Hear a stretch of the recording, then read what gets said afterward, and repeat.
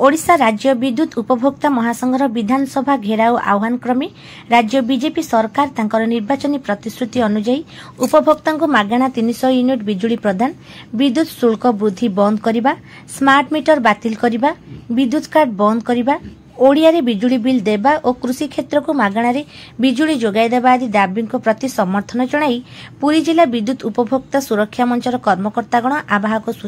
आवाहक स्वाधीन कुमार पंडा नेतृत्व में शुक्रवार दिन विधानसभा घेराव रे जोग देइथिले।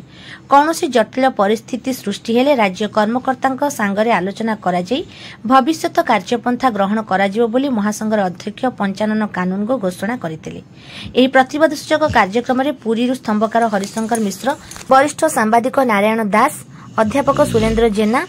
श्रमिक नेता जगन्नाथ देव, भीमसेन स्वाई, उमाकांत बेहेरा, टूना नायक, देवव्रत साहू और कनकलता नायक प्रमुख जोग देइथिले।